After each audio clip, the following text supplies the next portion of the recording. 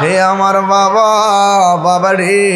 এবার আমি বলেছিলাম গাউসে পাক আব্দুল কাদের জিলানী আল হাসানি ওয়াল হুসাইনি, তিনি কি এমনি ওলি হয়েছেন না নবীর মহব্বতে? ওই নবীর মহব্বত আমাদের দরকার আছে না না? হাই রে, কি ভাষায় বোঝাবো? হুজুর গাউসুল আজম পেটের ভিতর থেকে কয়, হাসির জবাব দেয়। এর দ্বারা প্রমাণ হয় তিনি মাদারাজাত ওলি। যখন তিনি জন্মগ্রহণ করলেন, জন্মগ্রহণ করার পর মায়ের স্তনের মধ্যে মুখ লাগায় না। কেন? কারণ তিনি পহেলা রমজান দুনিয়াতে তাশরিফ এনেছেন। তিনি বুঝাইয়া দিয়েছেন, দিনের বেলা খাইতে পারি না, রমজানের রোজা। মায়ের স্তরে মুখ লাগাই নাই। এই গাউসুল আজম এমন একজন আল্লাহর ওলি। ও বন্ধুরে, তিনি যখন কোন সেমিনারের মধ্যে যাইতেন, তখন একজন লোক আইসা বলতো, তাড়াতাড়ি রাস্তাটা ক্লিয়ার কইরা দাও, মাদারাজাত ওলি আসতেছে, মাদারাজাত ওলি আসতেছে, মাদারাজাত ওলি আসতেছে। এবার সুন্দর করে রাস্তাটা ক্লিয়ার কইরা দিল। এরপরে জিজ্ঞাসা করে, কি জানেননি? কয় জায়গাটারে আরেকটু বড় কইরা দাও, জায়গাটার ভিতরে সুন্দর একটা বিছানা বিছায়া দাও। এবার উপস্থিত মানুষগুলো আব্দুল কাদের জিলানী রহমাতুল্লাহ আলাইহিকে বলে, হুজুর আপনি একা এসেছেন, আমরা এখানে 10-12 জন আছি, কিন্তু আমাদের মধ্য থেকে কেউ কথা বলে নাই। কিন্তু হঠাৎ করে কে যেন আমাদেরকে বলল রাস্তাটা ক্লিয়ার করে দেওয়ার জন্যে, আপনার জন্য বিছানা বিছায়া দেওয়ার জন্যে। আমরা মানুষ দেখি নাই, কণ্ঠ শুনেছি। আল্লাহু আকবার কোন কেন? ও হুজুর গো,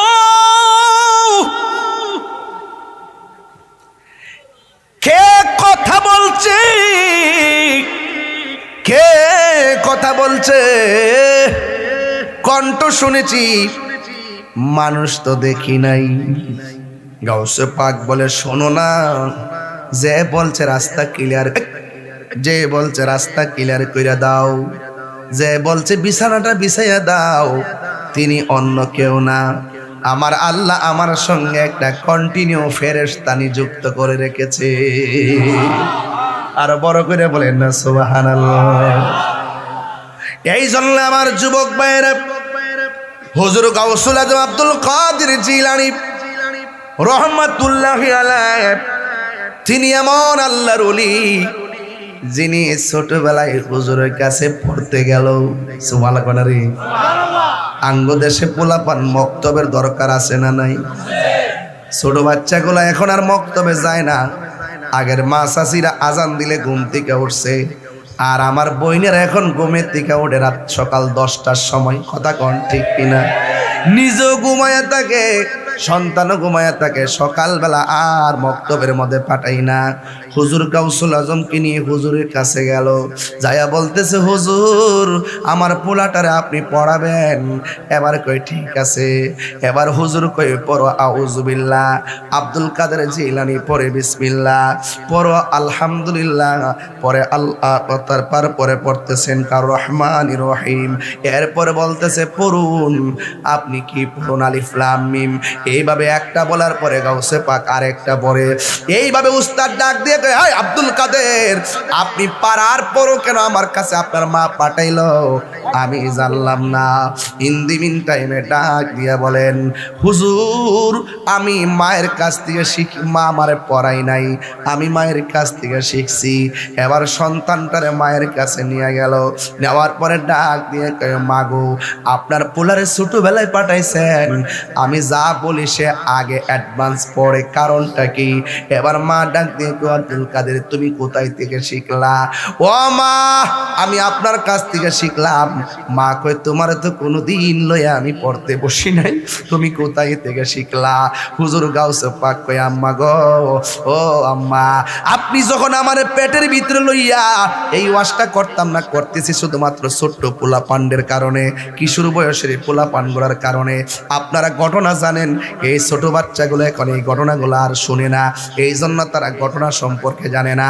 হুজুর গাউসুল আজম ডাক দিয়ে কয়, আম্মা আপনি যখন আমার পেটের মধ্যে লইয়া কোরআন শরীফটা পড়ছিলেন, আমি শূন্য শূন্য পেটের ভিতরে থেকে মুখস্থ কইরা ফেলাইছি। এ আব্দুল কাদের, কতটুকু তুমি মুখস্থ করেছো? আম্মা, আমি যতদিন পেটে ছিলাম ততদিন আপনি 18 পারা কোরআন পড়ছিলেন। আমি পেটের ভিতর থেকে শুই না 18 পারা কোরআন মুখস্থ করে বলাইছি।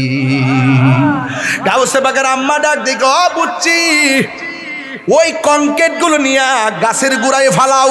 মা অর্ডার করছে ছোটবেলা। গাউসে বাগ কই পারতাম না।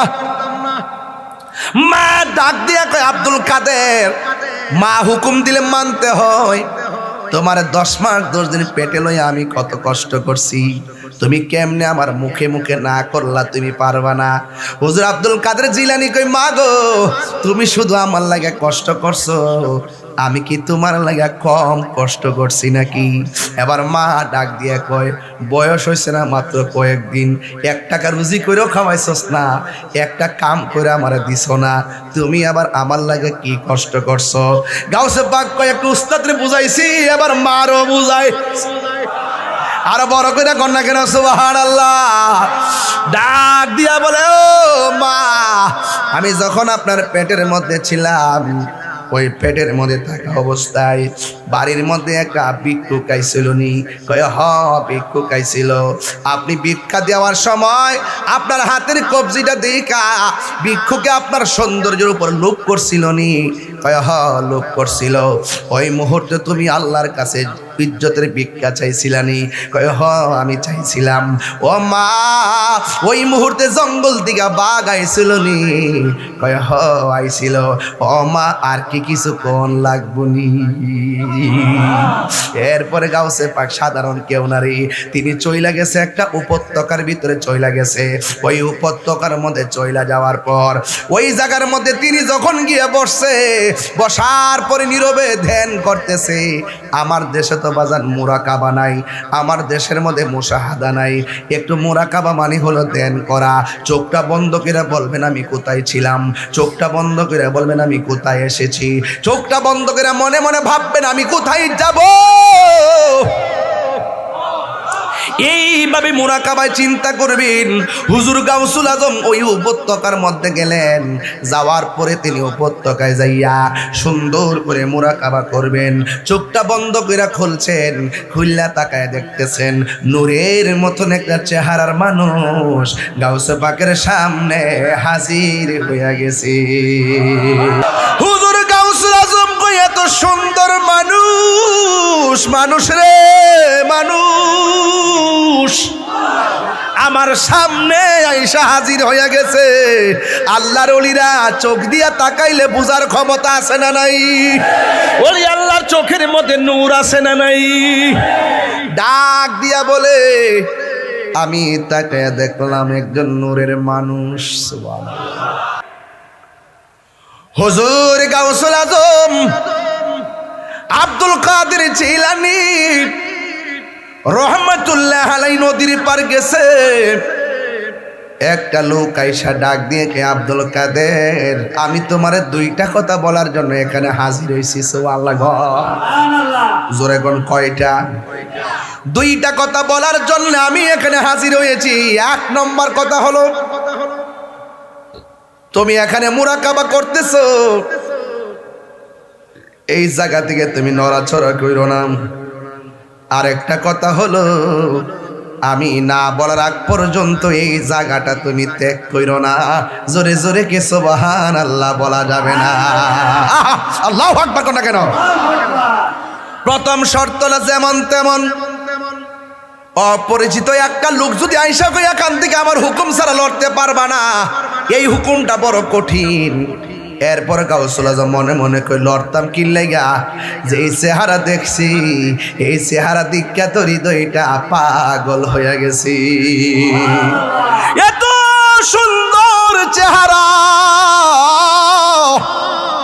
ডাক দিয়া কয়, আব্দুল কাদের, এখান থেকে আমার হুকুম না পাওয়া পর্যন্ত নড়াচড়া করা যাবে না। এবার গাউসুল আজম আব্দুল কাদের জিলানী মুরাকাবা শুরু করলো। এক রাত চলে গেছে, শুধুমাত্র পানি পান করে রাত্র পার করে ফেলাইছে। 1 মাস চলে গেছে, গাছের লতা পাতা খায়া সময়টা পার করে দিছে। 1 দিন না 2 দিন নয়, যে বলছে এখান থেকে নড়াচড়া করা যাবে না, এই লোকটা তো এখনো বাজান আসে নাই।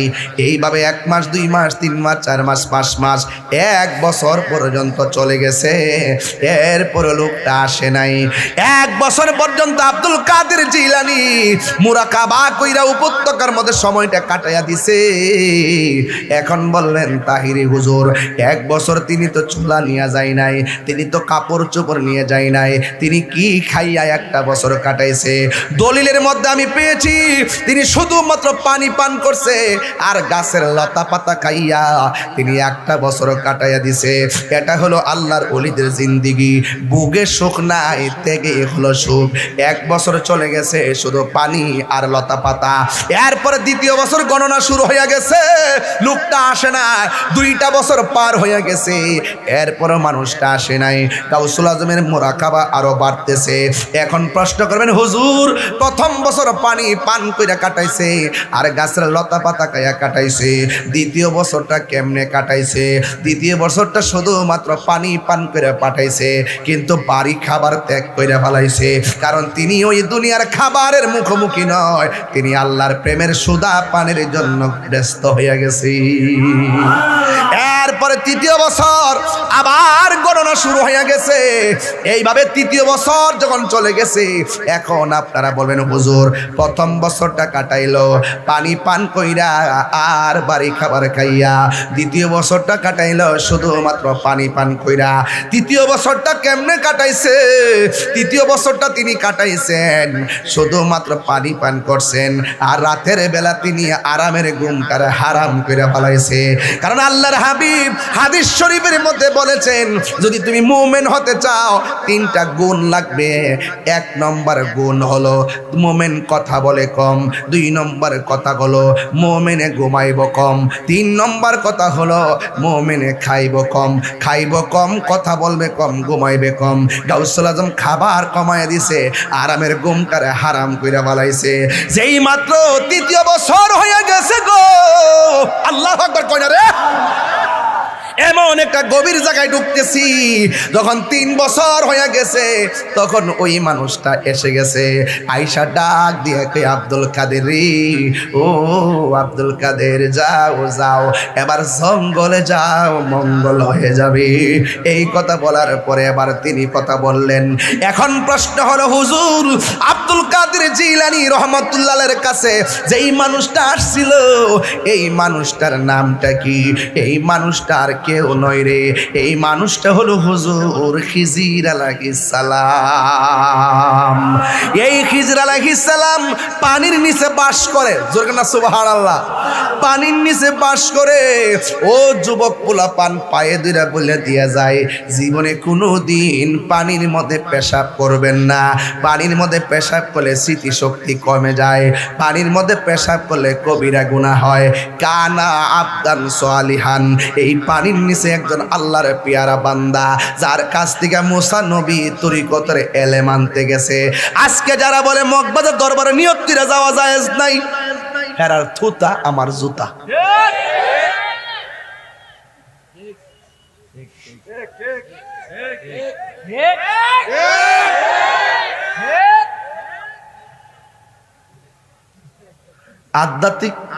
আধ্যাত্মিক এলেম অর্জন করতে গেলে, তরিকতের এলেম অর্জন করতে গেলে নিয়ত করে যাওন যা, এটা প্রমাণ হইল মুসা আলাইহিস সালাম।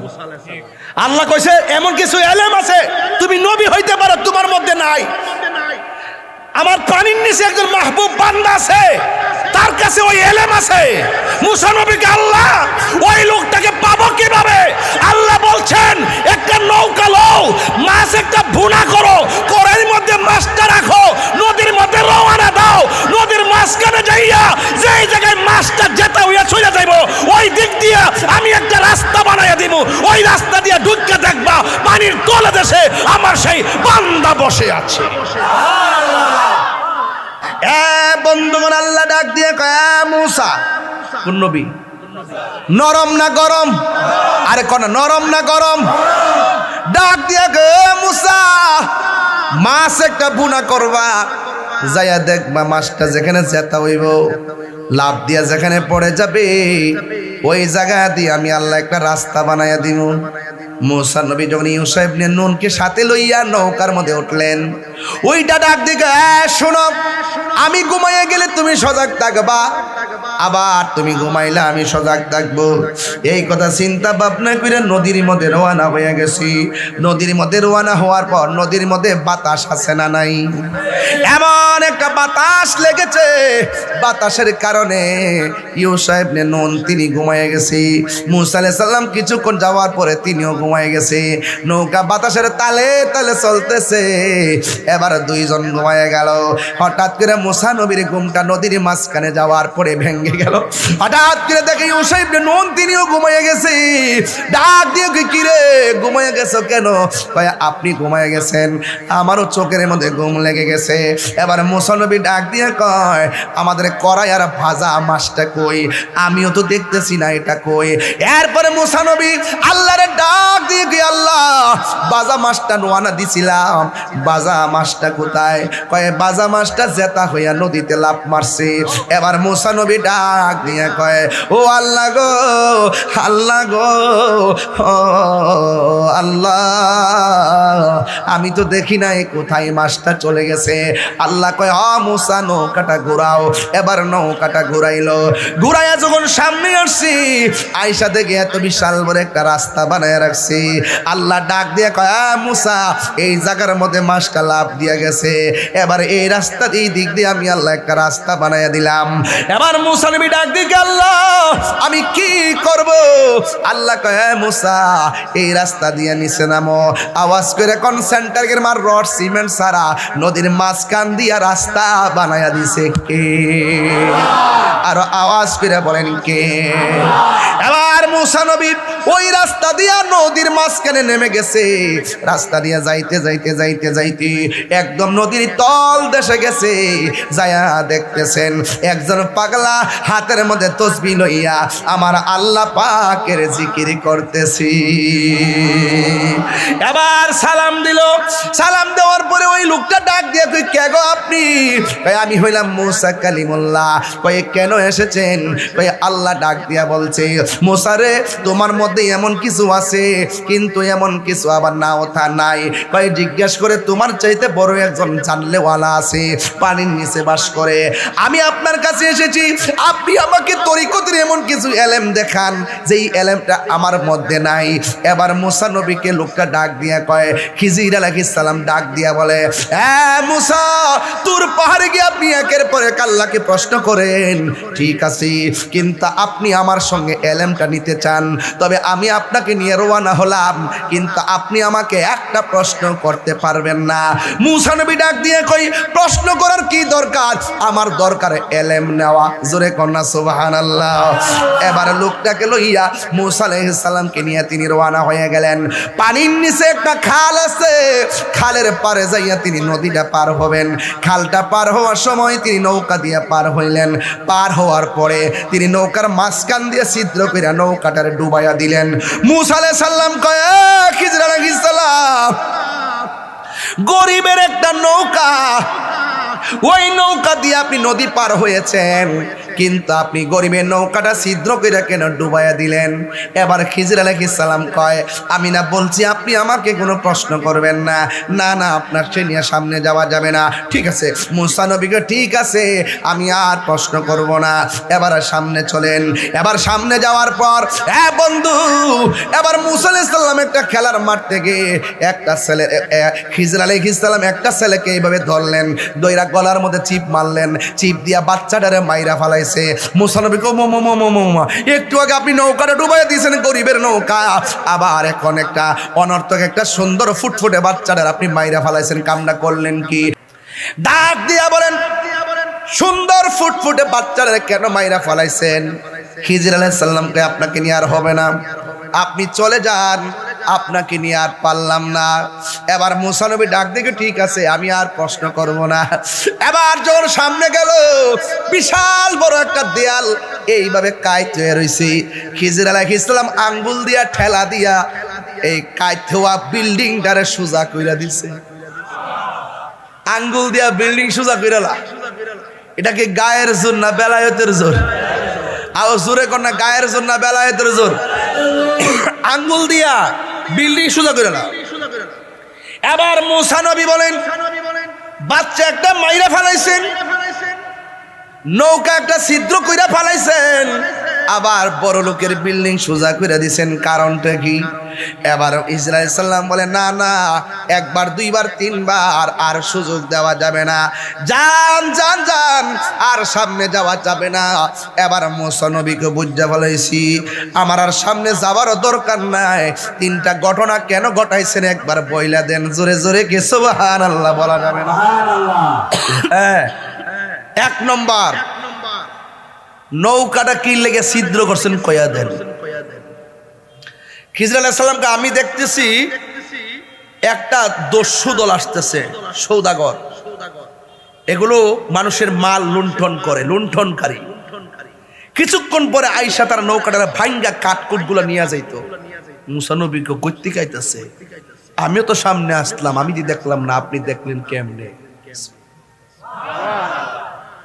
তাইলে বোঝা গেল ওই দেখার এলেমটা খিজির আলাইহিস সালামের কাছে আছে না নাই? তাইলে আপনি বাচ্চারা মারলেন কি লেগা? বাচ্চারা বড় হওয়ার পরে এমন কাম করলইলে যে কাজের দ্বারা তার ভালো বাপ মা গুলো কলঙ্ক হইতো, এই জন্য তারে মেরে ফেলছি। তাইলে আপনি এই যে বিল্ডিংটা কাইতে গেছে গা, গরিবের নৌকা ভাঙ্গা বড় লোকের বিল্ডিংটারে কি লেগে সোজা করে দিছেন? ওই বিল্ডিং এর ভিতরে এই বিল্ডিং এর বাচ্চাদের উত্তরাধিকারীদের কিছু স্বর্ণ মুদ্রা আছে। বিল্ডিং যদি কাইতিয়া উল্টায় যা, এই স্বর্ণ মুদ্রাগুলো ওপেন হয়ে যাবে, মানুষের লুট করে নিয়ে যাবে। এই জন্য তার সম্পদকে আমি রক্ষণাবেক্ষণ করলাম, জোরে কন্যা সুবহানাল্লাহ। এবার মুসা নবী এবার আন্দাজ হইছে যে গোলাপ ফুলে যাহা আছে বেলি ফুলে তাহা নাই, বেলি ফুলে যাহা আছে হাসনা হে নাই তাহা নাই। কথা বলেন ঠিক না বেঠি? এক একজন আল্লাহর ওলির খাসিয়ত এক এক রকম। এক একজন আল্লাহর ওলির খাসিয়ত এক এক রকম। আমার ওয়াজের ধরন এক রকম। আমার অনেকে বলে, হুজুর আপনি সুন্দর করে ওয়াজ করবেন, কোরআনের আয়াত পড়বেন, তাফসীর করবেন। আমি কইলাম, বাবা আমি তাহিরি হুজুর, আমার ধরন যেটা আমি এইভাবেই বেলা পাবো। আরেকবার যেটা নেমন নমন, আরেকবার মতো লইব। এক একজনের চিন্তাধারা এক এক রকম। কথা কন ঠিক না বেটি? এখন আমি যেইভাবে পথ চলতেছি, কোন ভক্তের কি অভাব আছে? অভাব আছে? তাহলে আমি আমার জায়গা থেকে যা বলার বলছি। তো আব্দুল কাদের জিলানীকে যিনি বলছেন আমার হুকুম ছাড়া এই জায়গা ত্যাগ করতে পারবা না, ওনার নাম কি? কথা কনা, আরে কোন নাম কি? খিজির আলাইহিস সালাম। খিজির মানে কি? খা দোয়া র, খিজির মানে সবুজ। আখদারুন অর্থ সবুজ, আসওয়াদুন অর্থ কালো, আবিয়াদুন অর্থ সাদা, আহমারুন অর্থ লাল। তাহলে খিজির মানে হলো সবুজ। তিনি পানির নিচে থাকে। তিনি পানির থেকে যখন উপরে কিনারে আইসা ভিড়ে একেবারে মরুভূমির বালুর মধ্যে যদি তিনি বসে, আল্লাহ পাক ওই জায়গাটারে সবুজ ঘাস বানায় দেয়। এই জন্য ওনার নাম খিজির আলাইহিস সালাম। এবার গাউসে পাক আব্দুল কাদের জিলানী রহমাতুল্লাহ আলাইহি চলে গেছেন জঙ্গলে। আপনি ওলি আল্লাহদের ইতিহাস তালাশ করে দেখেন, তারা জঙ্গলে গিয়ে মঙ্গল করছেন। কথা কন ঠিক না বেঠে? ওই জঙ্গলে যাইয়া 3 দিন পর্যন্ত একদম না খায়া তিনি রিয়াজত করতেছেন। হঠাৎ করে এমন তৃষ্ণার্ত হইছে, হওয়ার পরে আল্লাহরে ডাক দিয়ে, আল্লাহ আমি যে তোমার জিকির করব, গলা দিয়ে তোমার আওয়াজ হইতেছে না, আমার হৃদয়ের তোমার ঢঙ্কা বাজতেছে, শারীরিকভাবে আমি দুর্বল হয়ে গেছি। আল্লাহ এই মুহূর্তে একটু পানি দাও। একদম ফকফকা রৌদ্র, সূর্য বাসতেছে, কিন্তু আল্লাহর ওলি যখন বলছেন, গাউসে পাক বলছেন একটু পানি দেন, আল্লাহ পাক রব্বুল আলামিন আসমান থেকে মুষলধারে বৃষ্টি নামাই দিয়েছে। যখন বৃষ্টি নামাইছে তখন তিনি ইচ্ছে মতো পানি পান করছেন। পানি পান করার পরে ওই আকাশের মেঘমালার মাঝখান দিয়ে একটা আলো আইসা কয়, আব্দুল কাদের তোমার জন্য আমি হালালকে হারাম করলাম। নাউজুবিল্লাহ কইতেন না? আজকে থেকে তোমার নামাজ মাফ। গাউসে পাক কয়, লা হাওলা ওয়ালা কুওয়াতা ইল্লা বিল্লাহ। এই কথা বলার পরেই আলোটা চলে গেছে। পিছন দিক দিয়ে আবার আলোটা আইসা কয়, আব্দুল কাদের এইভাবে আমি বহুত আল্লাহর বান্দাদের মুমিনদের ইমান চুরি করছি। যখন বলছি নামাজ মাফ, হ্যাঁ খুশি হয়ে গেছে, হ্যাঁ তো মনে করছে আমি আল্লাহ ওই। আর তুমি আজকে তোমারে পারলাম না, তোমার এলেম তোমারে বাঁচাই দিছে, গাউসে পাক করতে আবার দ্বিতীয় ফান্ডা পাচ্ছ। এ শয়তান শোন, আমার এলেম আমাকে বাঁচাই নাই, আমাকে বাঁচিয়েছেন একজন। জবান খুলে বলেন তিনি কে? এই জন্য বিপদ আপদে ভরসা করবো কার উপরে? তো সেই মালিকের জিকির দরকার আছে না নাই? আওয়াজুর আছে না নাই? একটু 10টা মিনিট জিকির চান কি চান না? ইনশাল্লাহ কর না কেন? তবে একটা কথা বলে রাখি, পায়ে হাত দিয়া বলে রাখি, আজকে পায়ে হাত দিয়া বললাম, এই দেশে বহুত ইতিহাস আছে, মায়ের দোয়ায় সন্তান ওলি হয়ে গেছে। যদি আমার ওয়াজ যদি 2 মিনিটের জন্য ভালো লেগে থাকে, আর যদি আপনি ওলি আল্লাহ হতে চান, মা বাবার সঙ্গে বিয়াদবি করা যাবে?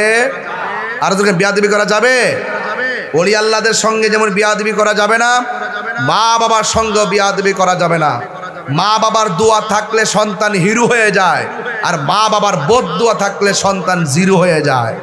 আজকে এই ইয়াং জেনারেশন যারা আছে, তারা মা বাবাকে মূল্যায়ন করতে চায় না। মা বাবাকে জিম্মি করে, 13 বছরের সন্তান মারে জিম্মি করে, আমাকে মোবাইল কিনে দিতে হবে। কথা বলেন ঠিক না বেঠিক? এই জন্য যুবকদেরকে বলবো, পায়ে হাত দিয়ে বলবো, জীবনে কোনোদিন মা বাবার মনে কষ্ট দেওয়া যাবে? কারা কারা আমার সাথে একমত? হাত তোলেন।